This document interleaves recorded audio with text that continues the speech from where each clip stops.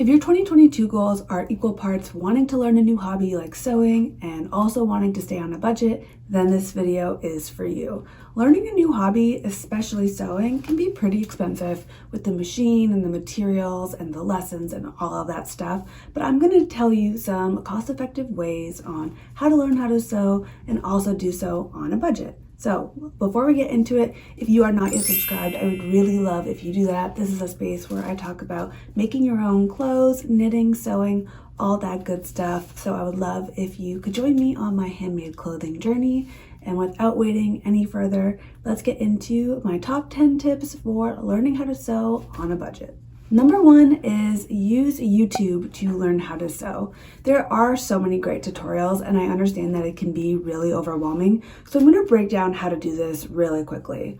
First of all, you are going to want to have your machine, but we'll get into that next. And you're going to YouTube specifically the model. So you're going to take your model number, you're going to plug it into YouTube, and you're going to type like Janome blah blah blah setup.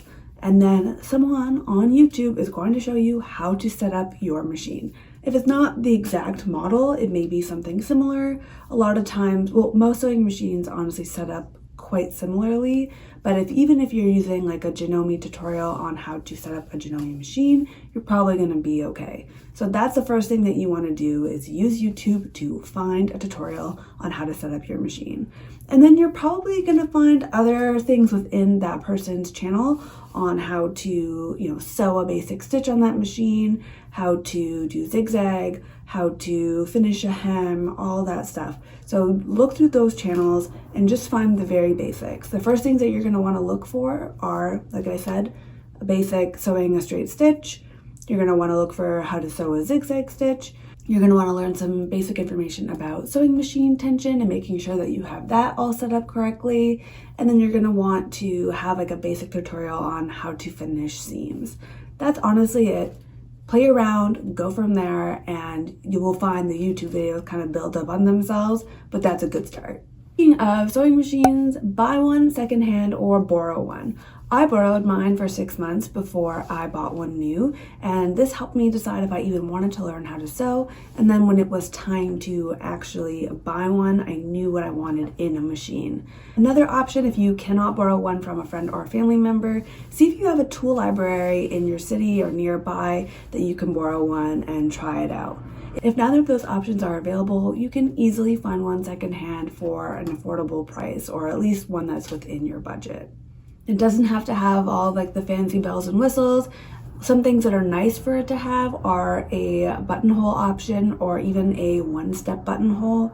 Not entirely necessary, but really nice to have. An automatic threader is something that's really nice to have, but not necessary. And there's usually a few other like bells and whistles, but the most basic things you want it to have are a buttonhole, a straight stitch, and a zigzag stitch. And the rest is kind of extra. One piece of advice for buying secondhand is to look up the model number before you buy it. So look up the model number, see what it's supposed to come with, look at, if it has the manual, if it has like what kind of components it comes with, extra feet, all of that stuff, and then ask the seller if it comes with all of those things, and then bring that little like checklist with you to the buying appointment.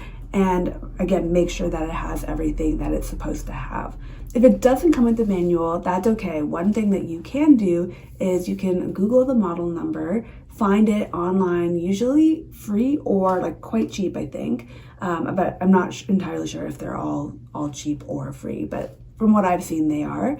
And then you can get it online. So if there's no manual that comes with it, you're not out of luck. There are ways to get one. And it's definitely worth it to get a manual for your machine. Oh, and this may seem like an obvious piece of advice, but turn on the machine when you are buying it. Make sure it works, but not only that, see like maybe if you can bring a piece of fabric and just ask the seller if you can try it out, or ask them to show you if it works. It's just a nice like little assurance to make sure that you're paying for something that is actually in working order. Number 3 is you don't need to buy all the fancy tools. I know it's super tempting. I bought so many fancy, weird tools I've never even used, but here are the things that I think that you need to get started. So the basics of what you'll need include fabric shears, and these don't have to be top of the line, they just kind of have to be mid-range. You will also need a ruler, a clear ruler, tailor's chalk, tailor's soap, or a fabric marker for marking your garment. You'll also need pins, thread, fabric, and an iron and an ironing pad.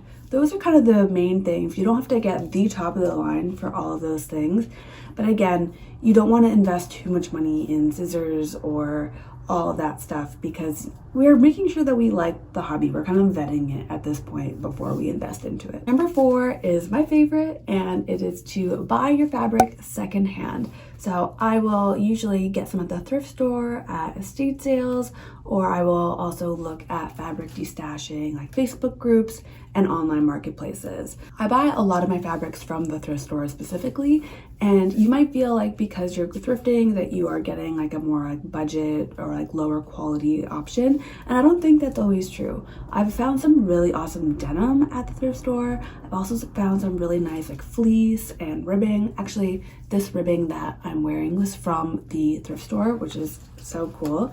And you can find them for really great prices in a lot of meters or a lot of yards. I also like looking at bed sheets because they're typically natural fabrics. So while like in the fabric section of the thrift store, you might not know if it's cotton or linen or polyester or whatever, when you look at the bed sheets, a lot of them still have the labels on them. So you can see if they are, linen or cotton. I really like getting flannel as well for the winter.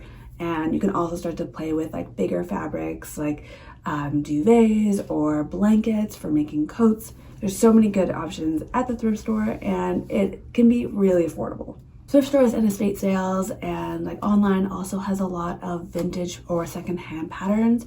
You can get patterns for super cheap at the thrift store, especially the vintage ones.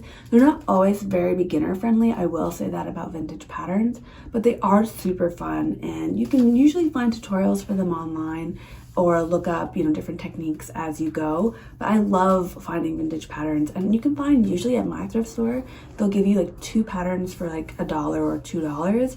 And normally patterns cost upwards of like $15 to $20. So finding them for that like nice budget price takes like a lot of the pressure off of the process as well. Number 5 is to wait for sales on fabric. So if you do want to buy nice fabric, you know that there's a garment that you want to make, like a really nice coat or a pair of jeans, and you want to buy high quality fabric, wait till there's sales, or buy bulk at the sales if you have like a few projects in mind. Definitely go in with a plan though, because this can get out of control pretty quickly.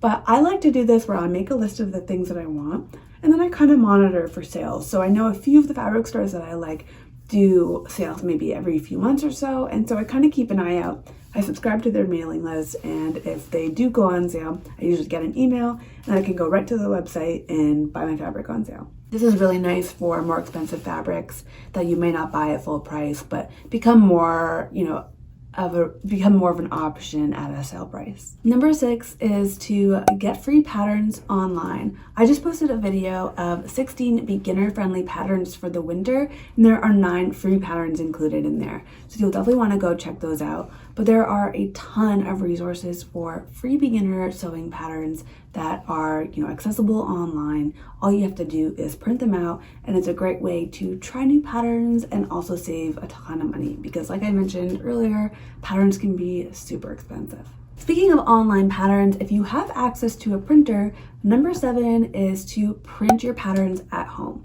You can go to a copy shop and have them print out your patterns, but it definitely is cheaper to print it out at home, although it does take a little bit more time assembling the pattern. You can just buy bulk paper to print at home. If you don't have a printer, you can also probably buy one for pretty cheap secondhand. That's something that I'm actually considering doing. So printing them at home rather than going to a copy shop is an awesome way to save money. Number 8 is to use the library for sewing resources. This is, I think, an underrated tool. I have used the library a couple times to take out pattern books and other sewing books pattern making, all that stuff. And it's super helpful, and you can often get them pretty quickly because there's not usually like a big demand on them, and they're quite easy to renew as well because again, there's not usually a huge demand for them. So they will actually have the sewing patterns in the book. You just take out the leaf, you like put it out and you trace over it. You'll need like tracing paper or wrapping paper or something to trace the pattern onto, but that's a really nice and again budget friendly way of getting sewing patterns without spending any money. Number 9 is to alter or flip your own clothing. So if you have a dress at home that needs to be hemmed, look up a tutorial online and see how you can hem it. If you have a pair of jeans that you need to have taken in, again, look it up and see how you can do that. Start with like the really basics of, tailoring and see how that goes. Then you can also thrift flip any fabrics like sheets that you have at home or clothes that you aren't getting a ton of mileage out of but have some ideas for. There are some amazing YouTube thrift flipping accounts as well as on TikTok and Instagram that you can check out. I can link a few really awesome ones in the description box. So play around with what you already have. It honestly may be more than you even think. Ask your parents or family members or friends if they have any sheets or fabric or clothing that they don't need that you can upcycle or play around with. There are a lot of things that are at our disposal that we don't take advantage of, so definitely try that. And finally, at number 10 is to try out scrap busting projects. So not only are these really good options for using up what you already have and thus saving money, but they're also small enough that they're pretty easy to do and are things that you can kind of do on repeat and make as gifts to really hone in your sewing craft. So a few that I think are really great beginner projects are oven mittens, pot holders, scrunchies, face masks, and there's a number of other ones that you can find on YouTube. Well, that's it. We made it to the end of the video. Thank you so much for being here. If you would like to hang out with me more, I'm on TikTok and on Instagram at Making Cassie. It's a place where I post updates on what I'm making and behind the scenes and all of that good stuff. Otherwise, you can find me here on YouTube every week. If you are not yet subscribed, I would really love if you join me on my me-made clothing journey. And if you like this video, a thumbs up gives me a lot of help with the YouTube algorithm. Thank you again for being here, and I'll see you next week. Bye.